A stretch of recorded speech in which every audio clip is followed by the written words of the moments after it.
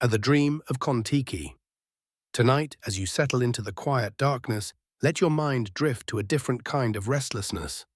The restlessness of a young Norwegian explorer named Thor Heyerdahl, lying awake not in a boardroom or corner office, but under the star-drunk sky of a remote Polynesian island in 1937. Picture him there, sand still warm beneath his back, the sound of waves against coral in the distance. But Heyerdahl's mind wasn't finding the peace that island paradise might promise. Instead, he was wrestling with a question that would consume him for nearly a decade. A question that challenged everything the academic world believed about how humans had spread across the vast Pacific Ocean. The conventional wisdom was clear, unshakable even. Polynesia had been settled from the west, from Asia. The wind patterns, the ocean currents, the very logic of human migration all pointed in that direction. But as Heyerdahl studied the faces around him, the stone statues, the sweet potatoes growing in island gardens, he began to see something else entirely. What if the experts were wrong? What if these islands had been reached not from Asia, but from South America? What if ancient peoples, with nothing but balsa wood and rope, had deliberately sailed 4,000 miles across the Pacific Ocean? It was a theory so radical, so seemingly impossible, that when Heyerdahl eventually presented it to the academic establishment, they dismissed him entirely. Prove it, they said, with the kind of intellectual arrogance that assumes proof is impossible. And so he would.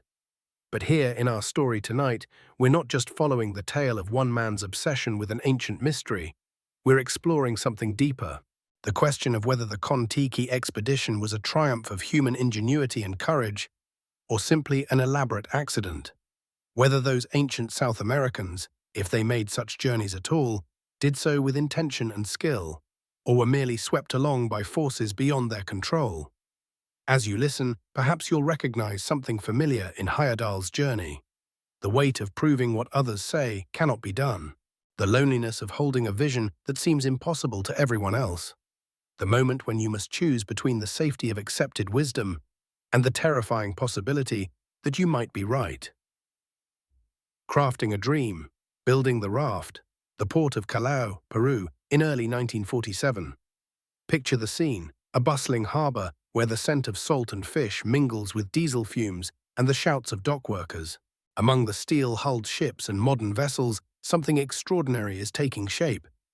Thor Heyerdahl stands before 9 massive balsa logs, each one carefully selected from the forests of Ecuador.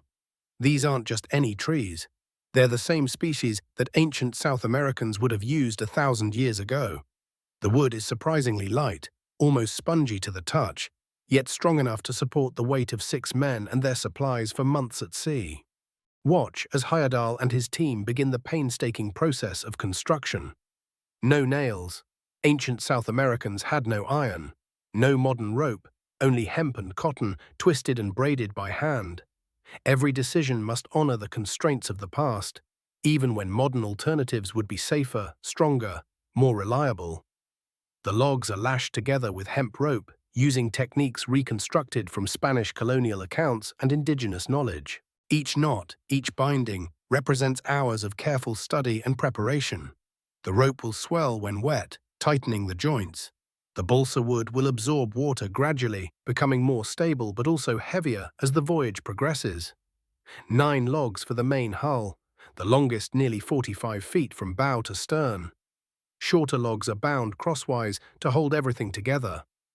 A bamboo cabin, barely large enough for sleeping, rises from the center of the raft. A single mast, cut from mangrove wood, supports a simple square sail painted with the image of Kon-Tiki himself, the legendary sun god of Inca mythology.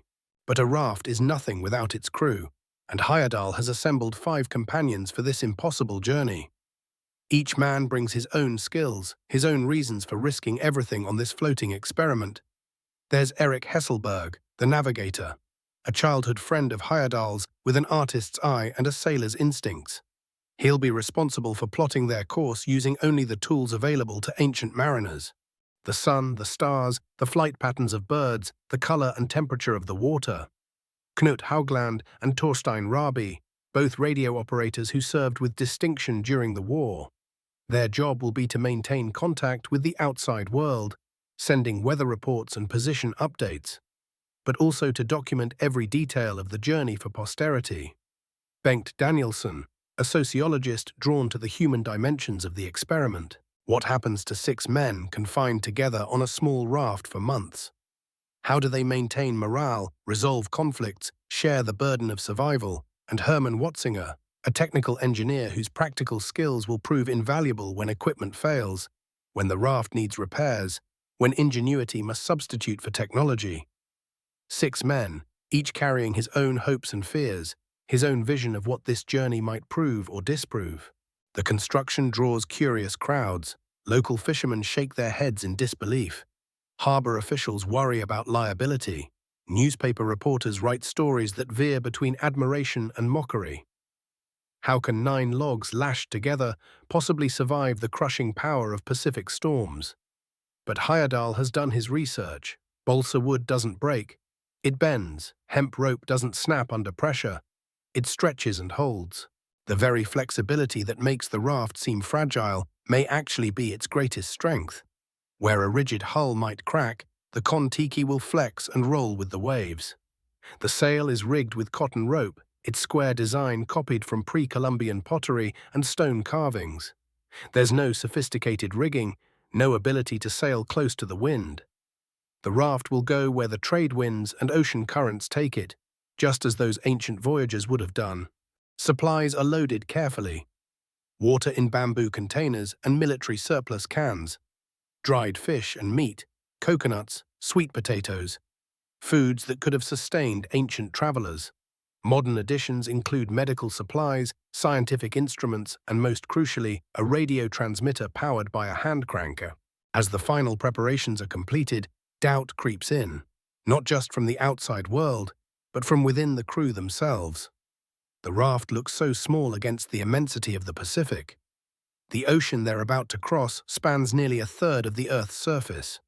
4,000 miles of open water, with no possibility of rescue if things go wrong.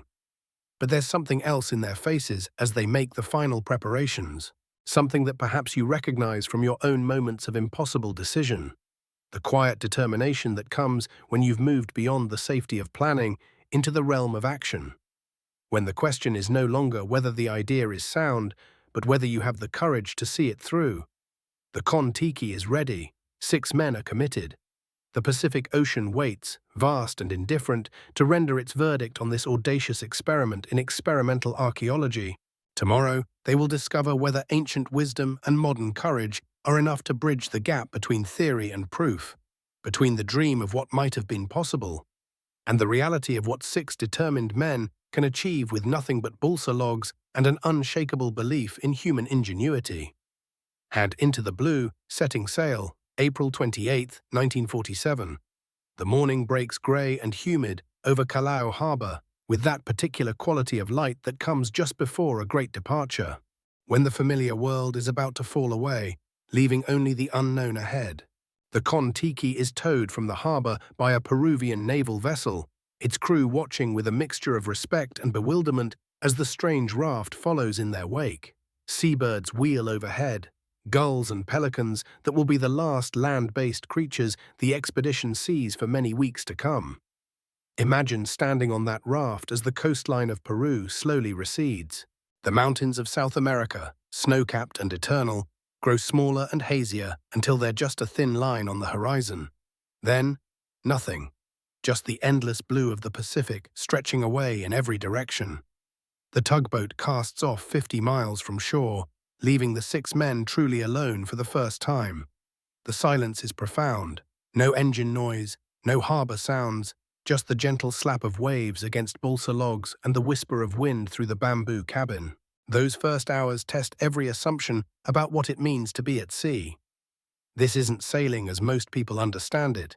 There's no cutting through the water, no sense of speed or control. The Kon-Tiki moves with the ocean, not against it.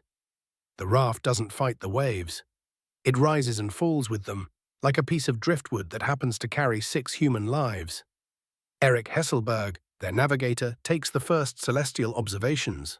The sextant feels reassuringly solid in his hands, a precision instrument that connects him to centuries of seafaring tradition. But the readings are sobering. They're moving west at barely 2 knots, sometimes less. At this speed, the journey to Polynesia will take 3 months, if the currents and winds cooperate. The crew establishes routines with the careful deliberation of men who understand they'll be living in a space smaller than most bedrooms for the next 100 days. Watches are set. Someone must always be alert for ships, for changes in weather, for the 1,000 small emergencies that can become disasters when you're 1,000 miles from help. Knut Haugland cranks up the radio transmitter, its antenna strung between the mast and a bamboo pole at the stern. The first message crackles across the airwaves to amateur radio operators around the Pacific. All well. Making good progress, weather favorable. Simple words that carry the weight of 6 lives and an entire theory about human migration. But it's the nights that truly transform their understanding of what they've undertaken. As the sun sets on that first day, painting the sky in shades of orange and purple that seem almost too vivid to be real, the immensity of their situation becomes clear. They are 6 tiny figures on a platform of logs, surrounded by an ocean that covers 70 million square miles. The stars emerge with a brilliance impossible to imagine from land. With no light pollution, no atmospheric haze, the Milky Way stretches across the sky like a river of diamonds. These are the same stars that guided ancient Polynesian navigators, the same constellations that would have been visible to any South American voyagers who might have made this journey centuries ago. Herman Watzinger, the engineer, checks the lashings that hold their world together. The hemp rope is already beginning to swell with moisture, tightening its grip on the balsa logs. But there's movement in the raft, a constant flexing and adjusting that would terrify anyone accustomed to rigid hulls. The Kon-Tiki breathes with the ocean, bending but not breaking. Sleep comes fitfully that first night. The bamboo cabin is cramped and humid, barely large enough for sleeping bags arranged like spokes of a wheel. Every movement by one person disturbs the others. The raft's motion is unlike anything they've experienced. Not the sharp pitching of a conventional boat, but a long rolling movement that follows the rhythm of the swells. Outside, phosphorescence sparkles in their wake, millions of tiny organisms lighting up as the raft disturbs the water. It's a reminder that they're not alone out here. The ocean teems with life, most of it invisible, much of it still mysterious to science. By the 3rd day, patterns begin to emerge. The trade winds blow steadily from the southeast, filling their square sail and pushing them northwest toward the heart of the Pacific. The Humboldt Current, that great river of cold water flowing up from Antarctica, carries them along at a steady pace. But there are challenges too. The steering oar, a massive piece of wood that requires 2 men to operate effectively, proves almost useless in the conventional sense. The raft goes where the ocean wants to take it, with only minor corrections possible. This isn't navigation as modern sailors understand it. It's a form of controlled drifting that requires faith in forces larger than human will. Torstein Rabi maintains the radio schedule, reporting their position twice daily to a network of amateur operators who relay the information to newspapers and scientific institutions around the world. Each transmission is a small miracle, proof that 6 men on a primitive raft remain connected to the modern world by invisible threads of electromagnetic radiation.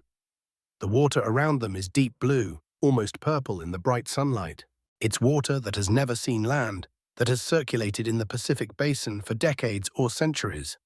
When they lower a bucket over the side, it comes up filled with liquid that tastes of salt and distance, of spaces so vast that the human mind struggles to comprehend them. And slowly, gradually, the men begin to understand what they've truly undertaken. This isn't just an experiment in maritime archaeology or a test of ancient navigation techniques.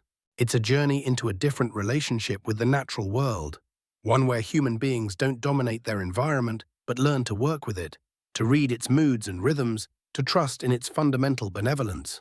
The Kon-Tiki carries them westward, toward islands they cannot see, guided by currents mapped by science but experienced now through the movement of their bodies, the rhythm of their breathing, the slow adjustment of their expectations to match the patient pace of wind and wave. Life aboard, days on the ocean. 3 weeks into the voyage, and the Kon-Tiki has found its rhythm. The raft moves through the water with the steady persistence of a living thing, rising and falling with the long Pacific swells, in a motion that has become as natural as breathing to the 6 men who call it home.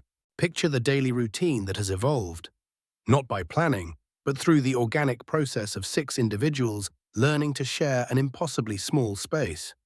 The bamboo cabin, barely 8 feet by 14, serves as sleeping quarters, storage area, radio room, and shelter from sun and rain. Privacy is a luxury that simply doesn't exist. Every conversation is shared, every snore endured, every moment of irritation or joy witnessed by all. The day begins before dawn with the radio schedule. Knut Haugland cranks the hand-powered generator while Torstein Rabi adjusts the frequency, searching through the static for familiar call signs. The ritual is comforting, proof that they remain connected to a world that grows more distant with each passing mile. LA8RA calling CQ, CQ. This is Kon-Tiki expedition, position approximately. The coordinates are read carefully, plotted on charts that show their slow progress across an ocean larger than all the continents combined. Each day brings them perhaps 50 miles closer to Polynesia. If the winds hold, if the currents remain favorable, if the raft continues to hold together, breakfast is simple. Dried fish or meat, ship's biscuits that have learned to bend rather than break in the humid air, and precious fresh water rationed carefully from their bamboo containers. The water tastes of the containers that hold it, slightly sweet with a woody undertone that becomes strangely comforting over time. But the ocean provides its own sustenance. Flying fish, startled by the raft's passage, sometimes land on deck during the night. Silver torpedoes with wings like delicate fans. They're delicious when cooked over the small primus stove, their flesh white and flaky, tasting of the deep currents where they spend their lives. Bengt Danielsen has become the expedition's fisherman, trailing lines from the stern with hooks fashioned from safety pins and bits of metal. The technique is ancient, no sophisticated reels or electronic fish finders, just patience and an understanding of what the ocean might offer. When something takes the bait, it's an event that galvanizes the entire crew. Watch as a dorado strikes the line, a flash of gold and green in the deep blue water. These fish are magnificent predators, sometimes 4 feet long, their colors shifting like aurora as they fight. Landing one requires all hands. The hemp line burns through fingers, the fish's strength threatens to snap the improvised tackle. But when it finally comes aboard, it represents protein for days. The preparation is a ritual that connects them to every fishing culture in human history. Eric Hesselberg, their artist navigator, sketches the fish before it's cleaned, capturing the iridescent beauty that will fade within minutes of death. Herman Watzinger sharpens the knives on a whetstone, the steady scraping sound mixing with the slap of waves against balsa logs. The cleaning is done with reverence. Nothing is wasted. The fillets are cut for immediate eating. Strips are hung to dry in the tropical sun. Bones and head go into a soup pot that simmers constantly on the small stove. The ocean has provided, and every part of that gift is honored. But fishing is just one part of the complex relationship developing between the crew and their environment. The raft itself requires constant attention, not repairs in the conventional sense, but the kind of ongoing care that keeps a living system healthy. The lashings need regular checking. Hemp rope stretches and contracts with changes in humidity and temperature. What seems tight in the morning may be loose by evening. The men develop an intuitive understanding of these rhythms, which knots need attention, which parts of the raft are bearing unusual stress, where the constant flexing might eventually cause problems. The balsa logs themselves are changing. Initially light and buoyant, they're gradually absorbing seawater. The raft rides lower now than it did at the beginning of the voyage, but paradoxically, it's become more stable. The waterlogged wood provides ballast, reducing the tendency to roll in heavy seas. Afternoon brings the heat of the tropical sun, intense enough to blister exposed skin in minutes. The bamboo cabin becomes an oven, forcing the crew to seek shade wherever they can find it. A canvas awning rigged between the mast and cabin provides some relief, but the reflected glare from the water is inescapable. This is when the ocean's gift of cooling becomes most apparent. A bucket of seawater over the head brings instant relief, the salt stinging pleasantly on sun-dried skin. The water is warm, nearly 80 degrees, but still cooler than the air temperature under the tropical sun. The psychological challenges of their situation reveal themselves in subtle ways. 6 men, each accustomed to privacy and personal space, must negotiate every moment of every day. Who gets the shadiest spot during the heat of afternoon? How long can one person monopolize the radio? When does a joke stop being funny and become an irritation? Torstein Rabi develops a habit of climbing the mast in the evening, perching 20 feet above the raft to watch the sunset.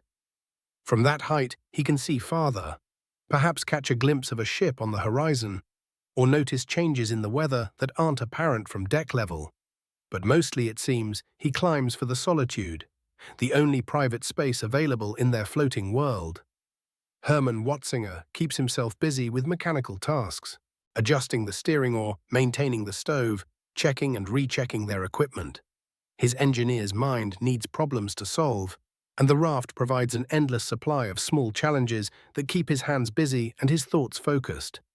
Bengt Danielsson observes it all with a sociologist's eye, making notes about group dynamics and individual adaptations. How do people maintain their humanity in such constrained circumstances?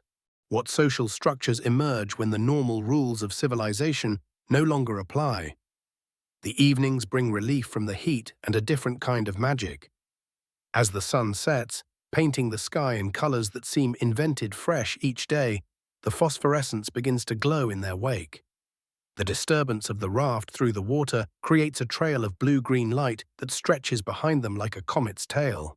Sometimes, dolphins appear, their bodies outlined in phosphorescent fire as they play in the raft's bow wave. They seem to understand that this strange floating object poses no threat. Perhaps they recognize something familiar in its organic movement through the water. The night watch becomes a meditation on solitude and connection. One man alone, under the vast dome of stars, responsible for the safety of his sleeping companions. The radio crackles occasionally with distant voices, ships reporting their positions, amateur operators chatting across the Pacific. But mostly there's just silence, broken only by the eternal conversation between wind and water. And in that silence, perhaps, the crew of the Kon-Tiki begins to understand what they're really discovering.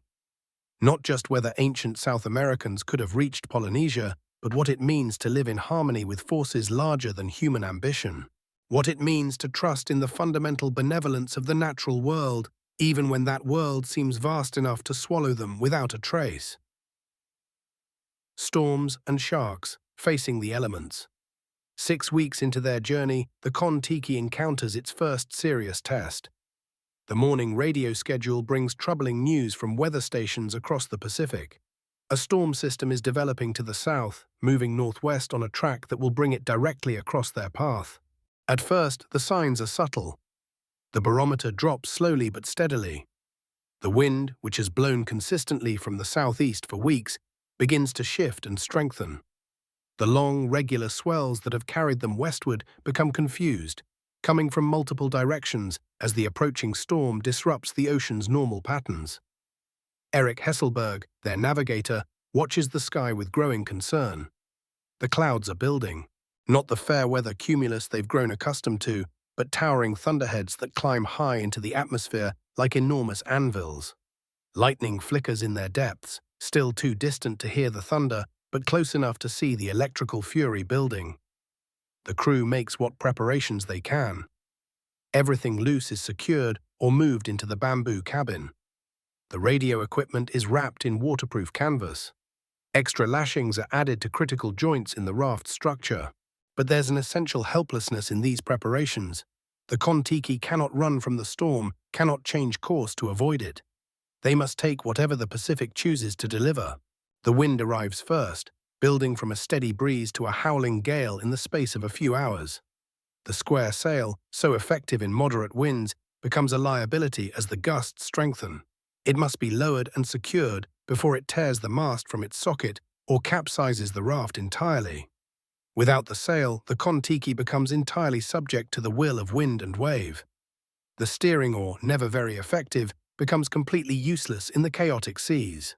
The raft spins and wallows, presenting first its bow, then its stern, then its side to the approaching waves.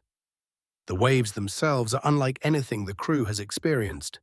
These aren't the long, regular swells of normal Pacific weather, but steep, angry mountains of water that seem to come from all directions at once.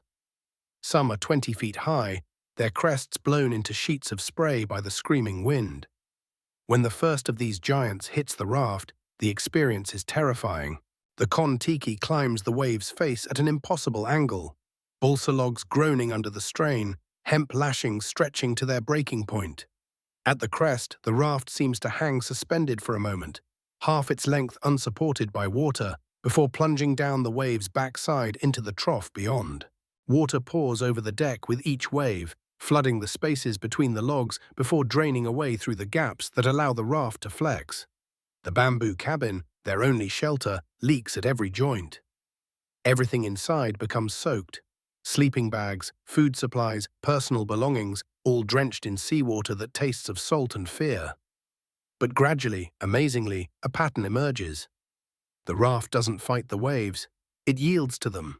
Where a rigid hull might crack under such stress, the flexible lashings allow the Kon-Tiki to bend and twist, absorbing the ocean's violence without breaking. The balsa logs, now heavy with absorbed water, provide stability that keeps the raft from capsizing even in the most chaotic seas. Knut Haugland, wedged into a corner of the cabin with the radio equipment, manages to maintain contact with the outside world. His transmissions are brief. Storm conditions, all hands safe, raft performing well. But each message represents a small miracle of technology and determination, proof that human ingenuity can function even in the heart of nature's fury.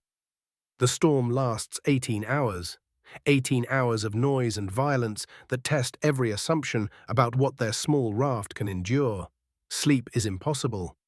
The motion is too violent, the noise too overwhelming. The men take turns checking the lashings, bailing water from the cabin, simply holding on as their world pitches and rolls through dimensions of movement that seem to defy physics. And then, as suddenly as it began, the storm passes. The wind drops to a whisper, the waves gradually subside, and the sun breaks through the dissipating clouds like a benediction. The Kon-Tiki, battered but intact, rides the long swells with the same patient grace it showed before the tempest. The aftermath reveals both damage and miraculous preservation. Some equipment is lost, swept overboard by the massive waves. The bamboo cabin shows signs of stress, some of its joints loosened by the constant flexing. But the raft itself, the essential structure of 9 balsa logs held together by hemp rope, has not only survived but seems somehow strengthened by the ordeal. But storms aren't the only challenge the ocean presents. As they move deeper into tropical waters, the crew encounters the Pacific's most feared predator: sharks. The first sighting comes during the morning watch, when Torstein Rabi notices a dark shadow pacing the raft about 50 feet away. The dorsal fin cuts through the water with mechanical precision, neither approaching nor retreating, simply maintaining its distance like a patient sentinel. It's a tiger shark, perhaps 12 feet long, its bulk clearly visible in the crystal-clear water. The crew gathers to watch, fascinated despite their awareness of the danger.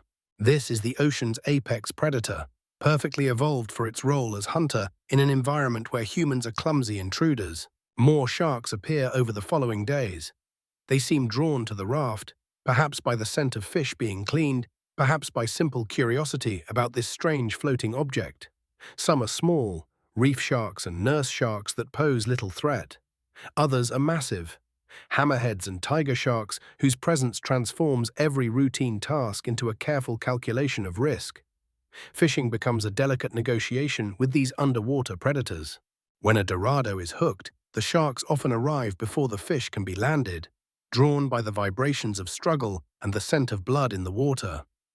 Sometimes they take the fish right off the line, a reminder of who truly rules this domain, but the sharks also provide their own opportunities. Herman Watzinger fashions a shark hook from a piece of steel, baiting it with flying fish and lowering it on a chain strong enough to handle a large predator.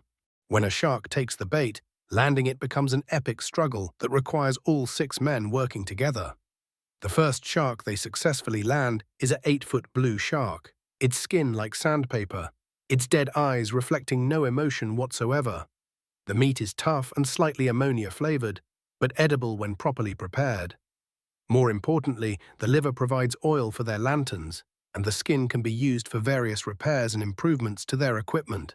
These encounters with the ocean's power, both in the form of storms and predators, gradually shift the crew's understanding of their situation. They're not conquering the Pacific through superior technology or human will.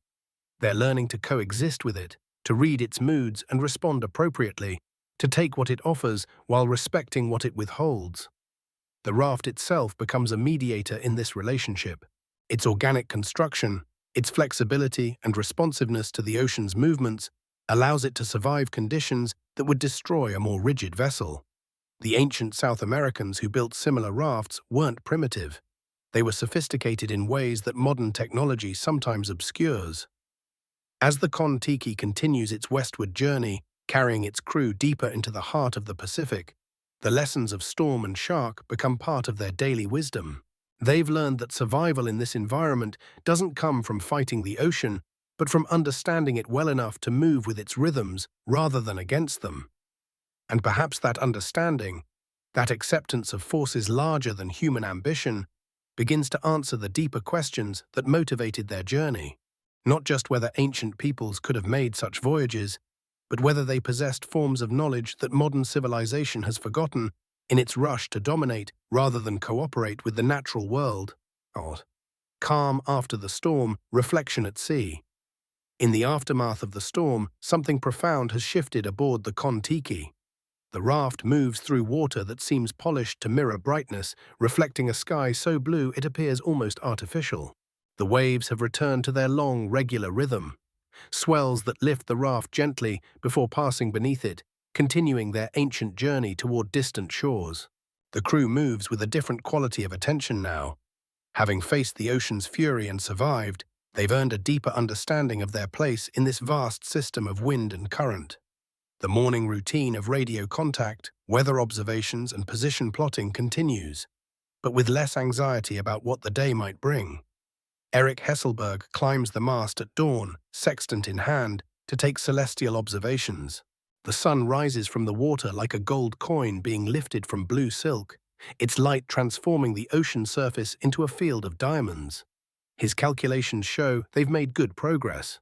The storm, for all its violence, actually pushed them farther west than they might have traveled under normal conditions. From his perch 20 feet above the raft, Hesselberg can see for miles in every direction. Nothing but ocean. An endless expanse of water that curves away to the horizon in all directions. It's a view that might terrify some people, this proof of their complete isolation from the familiar world of land and cities. But for the crew of the Kon-Tiki, it's becoming a source of strange comfort. They're learning to read this apparently empty seascape, like a book written in a language older than human civilization. The color of the water tells them about depth and currents. Deep ocean water is almost purple in bright sunlight, while shallower areas show hints of green or blue. They're still in the deep Pacific, where the bottom lies 3 miles beneath their balsa logs. But someday these subtle color changes will announce their approach to the shallow waters around coral atolls. The clouds, too, carry information. Fair weather cumulus builds and dissipates in predictable patterns. But there are other cloud formations that speak of land, the way moisture gathers over islands, creating persistent cloud caps that remain stationary while other clouds drift past. Polynesian navigators read these signs like highway markers, using them to find islands that lie beyond the horizon. Bird behavior provides another layer of information. The seabirds they encounter this far from land are different from the coastal species they knew near Peru. These are truly oceanic birds, boobies and frigate birds that can remain at sea for weeks, following the schools of fish that migrate through the deep Pacific. When birds appear in unusual numbers or flying in consistent directions, it often indicates land within a day or two's flight. Ancient navigators used this knowledge to find islands across seemingly impossible distances. The birds become living compasses, pointing toward destinations invisible to human eyes. Bengt Danielsson, their sociologist, spends hours observing not just the ocean, but his companions. How has this shared ordeal changed them? What social dynamics emerge when 6 men must cooperate absolutely or face disaster together? He notices that the rigid hierarchies of land-based society have given way to something more fluid and organic. Leadership shifts depending on the situation. Hesselberg takes charge during navigation challenges, Haugland during radio operations, Watzinger when mechanical problems arise. Authority flows to competence rather than formal rank. The men have also developed an almost telepathic awareness of each other's moods and needs. In such close quarters, with privacy impossible and personal space limited to the contents of a single sea bag, survival depends on emotional intelligence as much as seamanship. They've learned to give each other psychological space even when physical space is unavailable. Conversations have evolved too. The urgent discussions of the early voyage, about navigation, weather, and raft maintenance, have given way to deeper exchanges about philosophy, memory, and meaning. What does it mean to be human in such circumstances? How does this experience change their understanding of civilization and its discontents? Hermann Watzinger finds himself thinking about technology and its relationship to human happiness. Here, with only the most basic tools and equipment, they've achieved something that all the sophisticated navigation systems and weather forecasting services in the world said was impossible. Not because technology is worthless, but because they've learned to work with natural forces rather than attempting to overcome them through brute force. The raft itself embodies this philosophy. Modern shipbuilding creates vessels that fight the ocean, rigid hulls that cut through waves, powerful engines that drive against wind and current. The Kon-Tiki does something different. It negotiates with the ocean, yielding when necessary, accepting what's offered, finding strength in flexibility rather than resistance. This approach requires a different kind of courage, not the heroic defiance of natural forces, but the wisdom to recognize when cooperation serves better than confrontation. It's a lesson that seems to apply beyond maritime navigation, a way of thinking about challenges that prioritizes understanding over control. As the days pass in this period of calm reflection, the crew begins to understand that their experiment has already succeeded in ways they hadn't anticipated. Yes, they're proving that ancient South Americans could have reached Polynesia using available technology, but they're also demonstrating something more profound about human adaptability and the wisdom embedded in traditional knowledge. The radio brings news from the outside world, reports of political tensions, economic uncertainties, the growing complexity of post-war civilization. From their perspective on the raft, these concerns seem both urgent and strangely irrelevant. The fundamental challenges of human existence, finding food and water, maintaining shelter, cooperating with others, understanding one's place in the natural world, remain unchanged despite all technological progress. Knut Haugland, adjusting the radio's frequency to minimize static, reflects on the strange relationship between their primitive conditions and their connection to modernity. The radio represents the pinnacle of electronic sophistication, yet it's powered by a hand crank and depends on atmospheric conditions beyond human control. Like the raft itself, it works best when human ingenuity learns to cooperate with natural forces rather than attempting to dominate them. The phosphorescence in their wake seems brighter on these calm nights, as if the ocean itself is celebrating the return of peaceful conditions. Dolphins appear more frequently, their playful presence suggesting that the storm has passed, not just meteorologically, but in some deeper sense. The ocean has tested these human visitors and found them worthy of continued passage. Torstein Rabi, taking his evening watch, notices how the stars seem closer now than they did at the beginning of the voyage. Not literally, of course, but psychologically, the same constellations that guided ancient navigators across these waters now serve as familiar companions, their positions marking the passage of time and the raft's progress toward its distant destination. This is the gift that calm weather brings, not just relief from immediate danger, but the space for contemplation that allows deeper understanding to emerge. The crew of the Kon-Tiki is discovering that their journey is as much about internal navigation as external. Learning to read not just the signs of wind and wave, but the deeper currents of human nature and our relationship with the world that sustains us. And in this discovery, perhaps, lies the real answer to Thor Heyerdahl's original question. Not just whether ancient peoples could have made such voyages, but whether they possessed forms of wisdom that modern civilization, in its rush toward technological mastery, has temporarily forgotten but might still reclaim. Oceanic encounters. The Pacific reveals its secrets gradually, like a vast library whose books must be read one page at a time. 60 days into their voyage, the crew of the Kon-Tiki has learned to recognize the ocean's moods and inhabitants with the intimacy of neighbors who've shared the same street for years. This morning brings visitors that transform the water around their raft into something resembling a nature documentary come to life. A pod of pilot whales surfaces nearby, 20 or 30 individuals moving in perfect coordination, their black backs glistening as they rise to breathe before disappearing again into the blue depths. Herman Watzinger leans over the raft's edge, watching these massive creatures with the wonder of a child seeing snow for the first time. Each whale is longer than their entire raft, weighing several tons, yet they move through the water with a grace that makes the Kon-Tiki seem clumsy by comparison. Their intelligence is obvious in the way they investigate this strange floating object, approaching close enough to examine it but maintaining a respectful distance that suggests both curiosity and caution.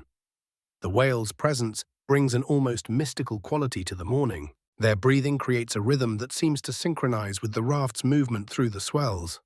When they dive, the crew can sometimes see their dark shapes moving beneath the raft, like shadows cast by clouds on the ocean floor. But not all oceanic encounters inspire such peaceful contemplation. As the whales move on, continuing their migration toward feeding grounds known only to their species, a different kind of visitor appears. The triangular fin cutting through the water 50 yards away belongs to a shark larger than any they've encountered, a great white that Heyerdahl estimates at nearly 20 feet in length. This is the ocean's ultimate predator, perfectly evolved for its role as apex hunter. Its presence changes the entire dynamic around the raft. The smaller fish that usually accompany them, the dorado and flying fish that have become part of their daily routine, simply vanish. Even the ever-present seabirds seem to sense the danger, their calls becoming more agitated as they wheel overhead. The great white circles the raft with mechanical precision, neither approaching nor retreating, simply maintaining its patrol like a security guard making rounds. Its dead black eyes show no emotion, no curiosity, just the cold calculation of a predator evaluating potential prey. Torstein Rabi, preparing to take water temperature readings, hesitates with the bucket in his hands. The routine task of lowering equipment over the side suddenly seems fraught with risk. What if the shark interprets the splash as a wounded animal entering the water? What if it decides to investigate more closely? But gradually, as the hours pass, the crew's initial fear transforms into something more complex. A mixture of respect, fascination, and hard-won understanding. The shark isn't evil or malevolent, it's simply fulfilling its role in an ecosystem older than human civilization. Its presence is as natural and necessary as the wind that fills their sail or the current that carries them westward. Bengt Danielsson observes how the encounter affects each crew member differently. Some, like Watzinger, seem energized by the proximity to such raw power. Others become more cautious, more aware of their vulnerability in this alien environment. But all of them gain a deeper appreciation for the complexity of the ocean world they're passing through. The shark eventually loses interest and disappears into the depths. But its visit leaves a lasting impression. They're reminded that they're visitors here, temporary guests in a realm governed by rules they're only beginning to understand. The afternoon brings a different kind of marine encounter, one that illustrates the ocean's capacity for both beauty and abundance. A school of tuna, their silver sides flashing like mirrors, appears around the raft. There are hundreds of them, moving in perfect coordination, their presence announced by the excited cries of seabirds diving to take advantage of the feeding opportunity. Erik Heyerdahl quickly prepares the fishing gear, but landing a tuna from their small raft proves more challenging than expected. These fish are powerful swimmers, built for speed and endurance. When one takes the hook, it strips line from the improvised reel with frightening velocity, threatening to snap the hemp line or pull the fisherman overboard. It takes all 6 men working together to land a single tuna, one person fighting the fish, while others provide backup, ready to grab the line if the primary fisherman tires. When they finally haul their prize aboard, it's a magnificent specimen, nearly 4 feet long, its flesh the deep red color that speaks of constant motion through the ocean's depths. The tuna provides protein for days, but more importantly, it represents a successful negotiation with the ocean's abundance. They've learned to take what they need without being greedy, to respect the source of their sustenance even as they depend on it for survival. As evening approaches, the water around the raft begins to glow with phosphorescence, not just in their wake, but in random patches that flicker and fade like underwater lightning. This bioluminescence is created by millions of microscopic organisms, each one producing light when disturbed by movement through the water. The effect is magical, like sailing through a sea of liquid starlight. When dolphins appear, as they often do in the evening hours, their bodies are outlined in blue-green fire. They seem to understand the visual effect they're creating, sometimes leaping clear of the water in displays that leave trails of light hanging in the air like celestial calligraphy. Knut Haugland, taking his turn at the radio, reports their position to the network of amateur operators who track their progress. But his transmissions increasingly include observations about marine life and ocean conditions. Information that proves valuable to scientists studying Pacific ecosystems. They're becoming citizen scientists, contributing to human knowledge even as they test theories about ancient migration. Their daily observations of water temperature, current direction, and marine life behavior add to the growing database of information about this vast and still mysterious ocean. The night brings its own encounters. Flying fish, startled by the raft's passage, sometimes land on deck. Their wing-like fins spread wide, their eyes reflecting the lantern light like jewels. These accidental visitors provide fresh protein, but they also represent the ocean's gift of abundance, the way it provides for those who learn to read its signals and respect its rhythms. Sometimes larger creatures investigate the raft under cover of darkness. Mysterious splashes and movements in the water around them suggest the presence of animals they never clearly see. Perhaps rays or small sharks, possibly sea turtles making their ancient migrations between feeding and nesting grounds. Each encounter teaches them something new about their place in this oceanic ecosystem. They're learning that the Pacific isn't empty space to be crossed, but a living system of incredible complexity and abundance. The ancient peoples who might have made similar voyages wouldn't have seen themselves as conquering the ocean, but as learning to live within it, finding their niche in a web of relationships that includes everything from microscopic plankton to massive whales. This understanding transforms their perception of the voyage itself. They're not just testing a theory about human migration, they're rediscovering a way of relating to the natural world that modern civilization has largely forgotten. A way that prioritizes observation over control, cooperation over conquest, wisdom over mere knowledge. The Kon-Tiki continues westward, carrying its crew deeper into this education in oceanic citizenship. Each day brings new teachers, some as small as phosphorescent plankton, others as large as whales. All of them contribute to a growing understanding that the ocean's greatest gift isn't just safe passage, but the opportunity to remember what it means to be fully alive in a world much larger and more wonderful than human ambition alone can comprehend. Stories under the stars. As the tropical night settles over the Pacific, transforming the ocean into a dark mirror that reflects the brilliance of 10,000 stars, the crew of the Kon-Tiki gathers in the small circle of light cast by their kerosene lantern. This has become their favorite time. When the day's work is done, when the radio schedule is complete, when the vast solitude of the ocean creates an intimacy that makes even whispered conversations seem profound. Tonight, as on so many nights before, the stories begin naturally.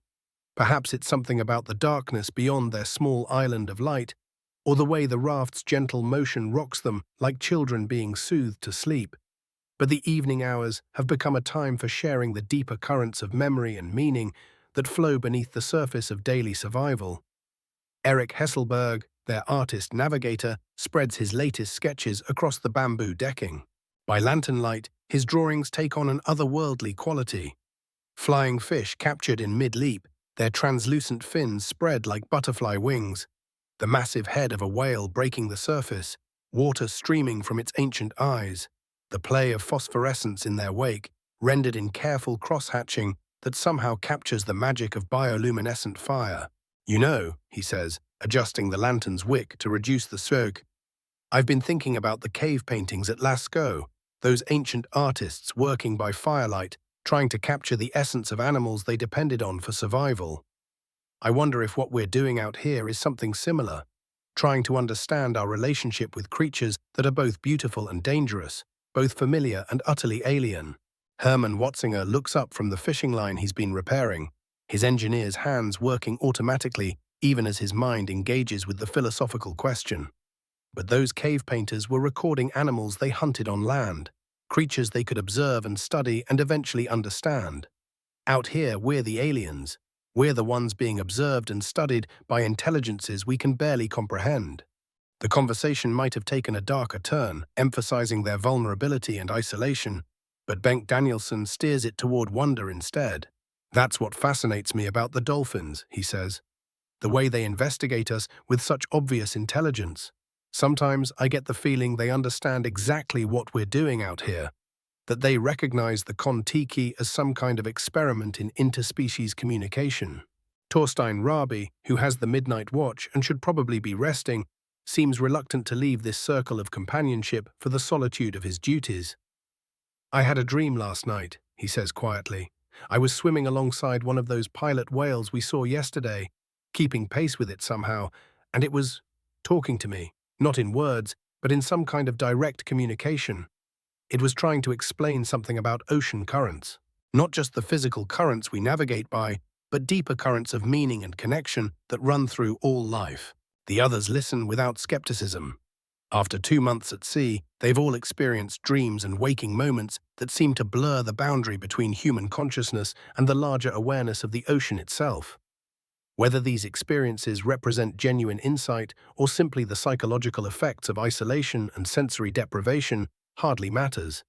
They've become part of the voyage's deeper curriculum. Knut Haugland, ever practical, brings the conversation back to more concrete matters. Speaking of communication, I've been thinking about the radio schedules. How strange it is to be connected to amateur operators all across the Pacific, people we'll never meet but who've become part of our daily routine. There's something almost ancient about it, like the way information traveled along trade routes in the old days, passed from person to person across vast distances. He pulls out a small notebook where he's been recording not just technical information about their transmissions, but personal details about the radio operators who've become their lifeline to the outside world. There's a fellow in New Zealand, ZL2GX, who checks in with us every morning at 0800. He's a sheep farmer, but he served in the Pacific during the war. Sometimes he tells us about weather conditions he's observing, but other times he just wants to know how we're doing, whether we're staying healthy, whether our spirits are holding up. And there's a woman in California, W6. I can never remember her full call sign, who operates a radio from her kitchen while she's making breakfast for her family. She's got 3 children and a husband who works in the shipyards. She says listening to our reports is like having an adventure while staying safely at home. She asks about the flying fish and the phosphorescence, things her children want to know about. These invisible connections across the airwaves have become as important to the crew as their more tangible relationships with wind and current. The radio operators represent the human world they've temporarily left behind, but also something more. Proof that curiosity and wonder and the desire for connection transcend the boundaries of geography and circumstance. Danielsson, who has been taking notes throughout the voyage for what he hopes will become a book about their experience, reflects on how their perspective has changed.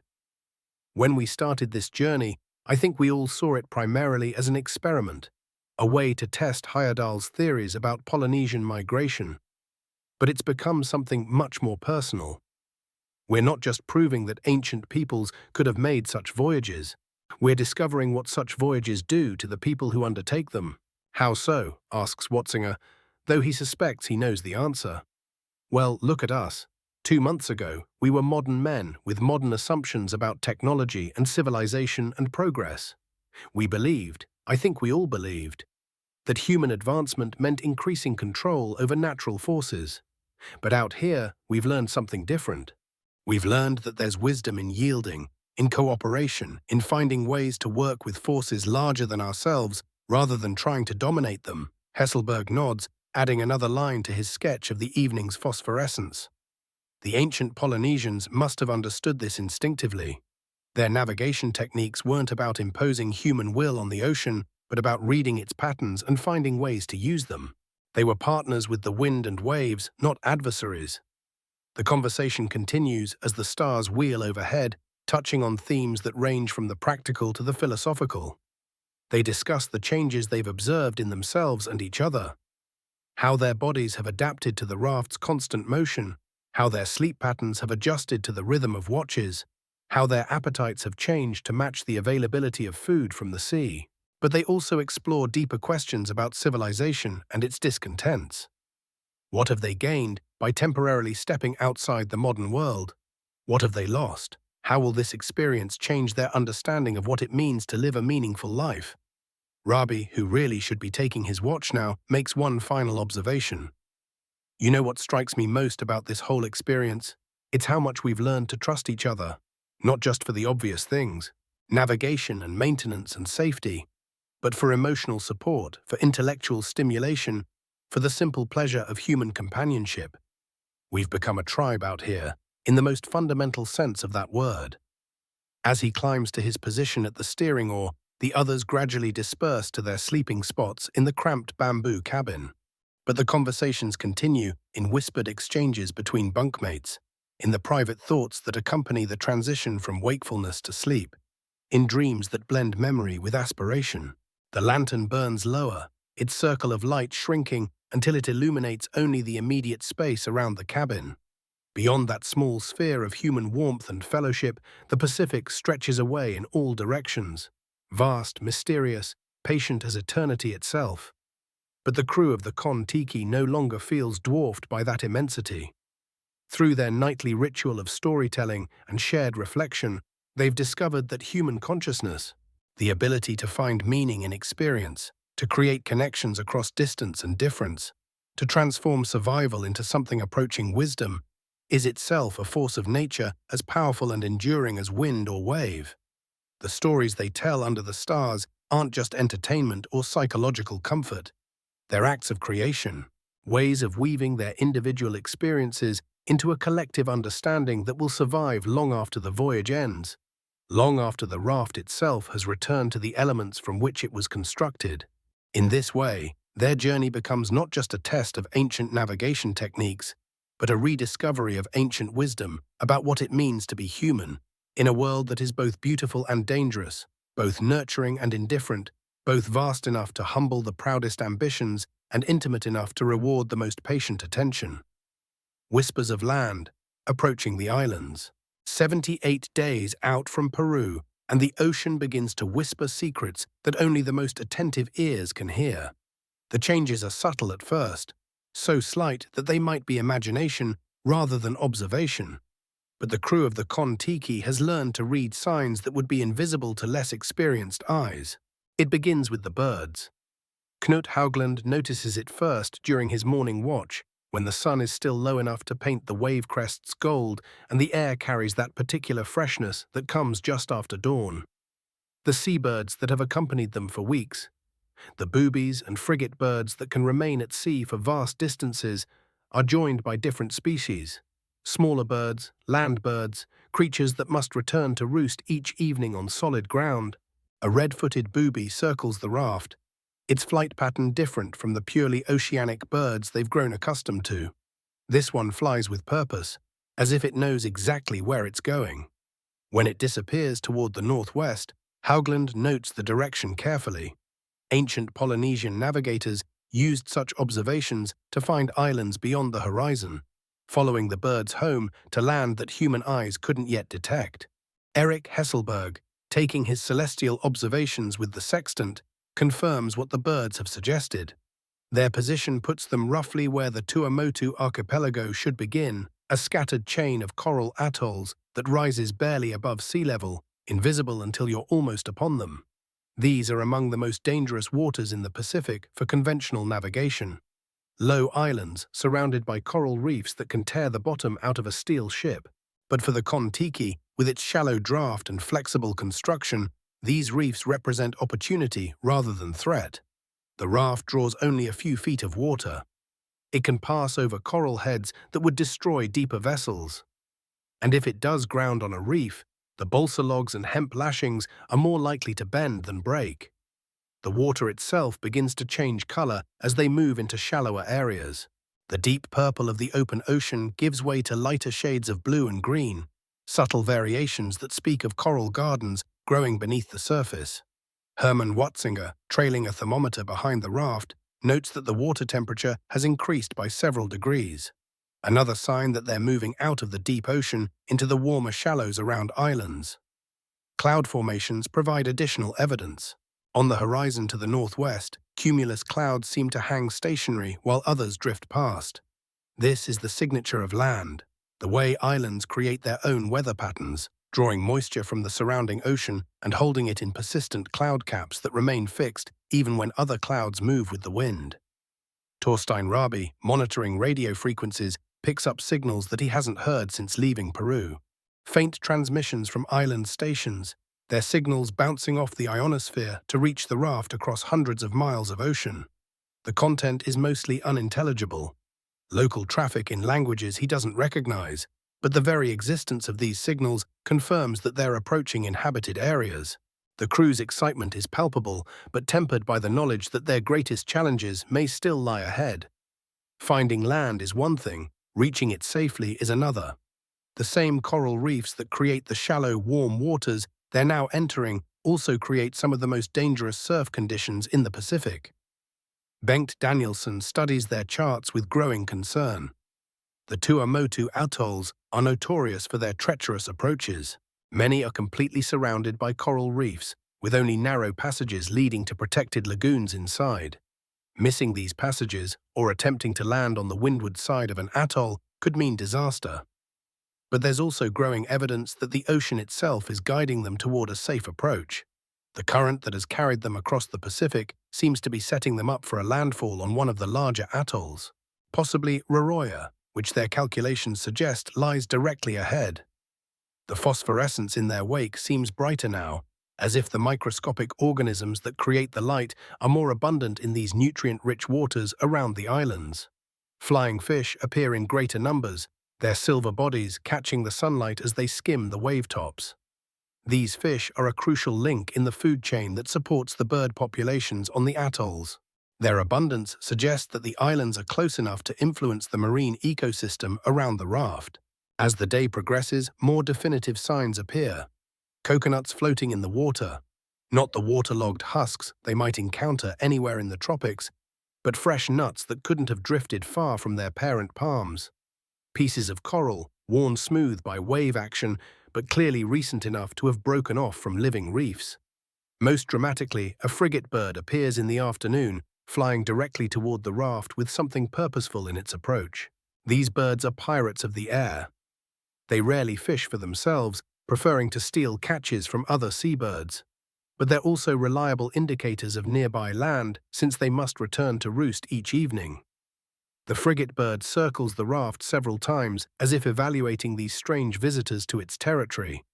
Then it flies off toward the northwest, following the same bearing that the other land birds have taken. Hesselberg notes the direction carefully. If they see no land by tomorrow, they'll adjust their course to follow the bird's guidance.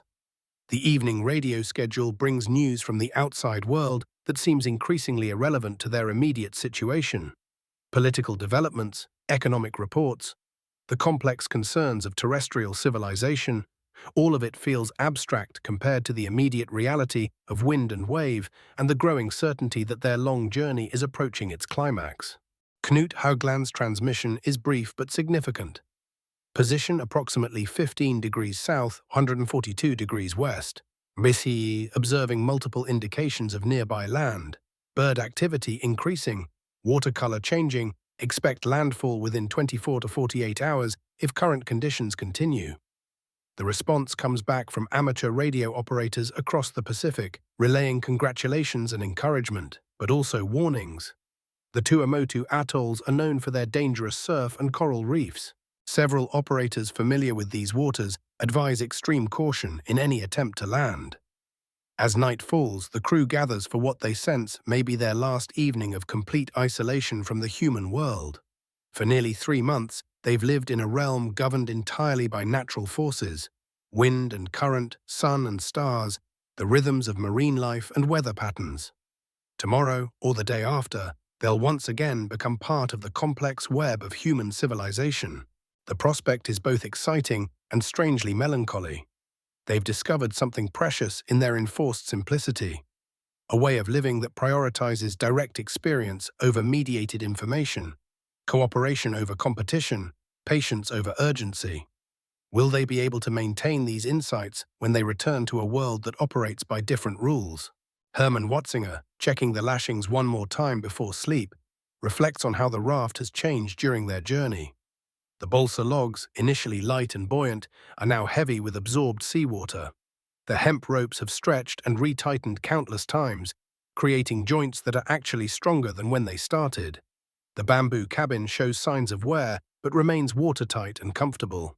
Like the raft itself, the crew has been transformed by their passage through this oceanic realm. They've learned skills that no textbook could teach, developed intuitions that can only come from direct engagement with natural forces, forged bonds that can only be created through shared dependence and mutual trust. Tomorrow may bring the sight they've been hoping for, a thin line of green on the horizon, palm trees rising from coral sand, the promise of fresh water and solid ground beneath their feet. But tonight, in the gentle darkness of their last evening at sea, they're content to rest in the knowledge that they've already achieved something remarkable. They've proven that human beings, armed with ancient wisdom and modern courage, can still find their way across the vast spaces that separate one world from another. They've demonstrated that the ocean, for all its power and mystery, remains navigable by those who learn to read its signs and respect its moods. And perhaps most importantly, they've rediscovered something that modern civilization sometimes forgets: that the greatest adventures aren't about conquering nature, but about finding our proper place within it, learning to move with its rhythms rather than against them, accepting its gifts with gratitude while respecting its ultimate authority over all who venture into its realm. Hacked. Journey's End. Arrival and reflection. Dawn breaks on their 97th day at sea, and with it comes the moment that will transform their theoretical success into undeniable reality. Eric Hesselberg, taking his morning watch, climbs the mast with the sextant and scanning the horizon with eyes that have learned to read the ocean's subtlest signals. There, a thin line of green barely visible against the morning sky. At first, it might be a cloud formation or a trick of light on the water. But as the sun climbs higher and the light strengthens, the line resolves into something unmistakable. Palm trees rising from coral sand, the distinctive silhouette of a low atoll breaking the perfect circle of the horizon. Land, the word carries across the raft like an electric current, bringing the entire crew to full alertness. They crowd to the forward edge of the raft, shading their eyes against the sun's glare, confirming what their navigator has discovered. After 3 months and 4,000 miles of open ocean, the Pacific has delivered them to exactly where they hoped to be. The atoll ahead appears to be Raroya, one of the larger islands in the Tuamotu chain. Through their binoculars, they can see the classic formation of a coral atoll, a ring of land barely above sea level, enclosing a lagoon of brilliant turquoise water. Palm trees lean out over white sand beaches, and the surf breaks white against the coral reef that surrounds the entire island. But even as they celebrate this first sight of land, the crew realizes that their greatest challenge still lies ahead. The same coral reefs that created this tropical paradise also make it nearly impossible to approach safely. The trade winds that have carried them across the Pacific are now driving them directly toward a barrier of living rock that could destroy the raft in minutes. Knut Haugland cranks up the radio transmitter for what may be their final position report as a vessel at sea. This is Kon-Tiki expedition, land sighted bearing northwest, approximately 5 miles distance. Appears to be Raroya Atoll, wind and current setting us toward the reef. Will attempt landing when conditions permit. The response from radio operators around the Pacific is immediate and concerned. Several voices familiar from months of daily contact offer advice, encouragement, and warnings about the dangers of surf landings on coral reefs. But ultimately, the crew of the Kon-Tiki must face this final challenge with the same combination of ancient wisdom and modern courage that has carried them across the ocean. As they approach the atoll, the water around them transforms into a palette of blues and greens that seems almost artificial in its intensity. The deep purple of the open ocean gives way to lighter shades that reveal the coral gardens growing beneath the surface. Fish appear in greater numbers. Parrotfish and angelfish and dozens of species they can't identify, all part of the rich ecosystem that thrives in these shallow, warm waters. The sound changes too. For months they've heard only the whisper of wind through their rigging and the gentle slap of waves against balsa logs. Now they hear something new. The deep, rhythmic boom of surf breaking against coral, a sound that speaks of both beauty and danger. Herman Watzinger studies the reef through binoculars, looking for any gap or passage that might allow them to reach the calmer waters of the lagoon. But Rauroya appears to be completely enclosed by its coral barrier, with no obvious entrance for a vessel of any size. The current is carrying them steadily toward the reef, and there's nothing they can do to change their course significantly. The steering oar, never very effective, is useless against the powerful forces now controlling their movement. They're committed to whatever the ocean has planned for them. As they draw closer, they can see details that both fascinate and terrify. The coral reef is a living wall of incredible beauty. Staghorn corals and brain corals and countless other species creating an underwater garden of stunning complexity. But it's also hard as stone and sharp as broken glass, capable of tearing apart anything that strikes it with force. The surf breaking over the reef is magnificent and terrifying. Walls of white water that rise 20 feet into the air before crashing down with the sound of thunder. The Kon-Tiki, which has seemed so stable and seaworthy during their ocean crossing, suddenly appears fragile and vulnerable as it approaches this barrier. The crew makes what preparations they can. Everything loose is secured or moved to the center of the raft. Personal belongings are packed in waterproof containers. The radio equipment is wrapped and tied down, but there's an essential helplessness in these preparations. They're about to experience forces beyond human control or prediction. The first breaker hits them 100 yards from the reef. The wave lifts the Kon-Tiki high into the air, then drops it into a trough so deep that the walls of water on either side seem ready to collapse and crush them. But the raft's flexible construction saves them. Instead of breaking apart under the stress, it bends and twists, absorbing the ocean's violence without losing its essential integrity. The second wave is larger, more violent. It breaks partially over the raft, flooding the deck with tons of seawater and threatening to wash the crew overboard. They cling to the lashings, to each other, to anything solid enough to provide an anchor against the chaos of wind and wave. Then, with a grinding sound that seems to come from the earth itself, the Kon-Tiki strikes the reef. Coral heads scrape against the balsa logs, tearing away pieces of wood that have traveled 4,000 miles from the forests of Ecuador. The raft tilts at impossible angles as waves lift one end, while the other remains grounded on coral. For a terrifying moment, it seems the raft might break apart entirely. The lashings stretch to their breaking point. The bamboo cabin creaks and groans, and the crew prepares for the possibility that they might have to abandon their faithful vessel just yards from safety. But the ancient wisdom embedded in the raft's construction proves itself one final time. The flexible joints that have carried them across the Pacific now allow the Kon-Tiki to conform to the irregular surface of the reef. Instead of breaking, it bends. Instead of fighting the coral, it settles onto it like a piece of driftwood, finding its final resting place. The violence of the surf continues around them, but the raft has found a temporary refuge in the lee of a coral head. They're grounded, but they're alive. More importantly, they're close enough to the beach to wade ashore when the tide and surf conditions permit. As the immediate danger passes, the crew takes stock of their situation. The raft is damaged, but not destroyed. Most of their equipment and supplies have survived the impact. And ahead of them, barely 50 yards away, lies a beach of white coral sand fringed with palm trees, the first solid ground they've seen in nearly 3 months. The landing, when it finally comes, is almost anticlimactic.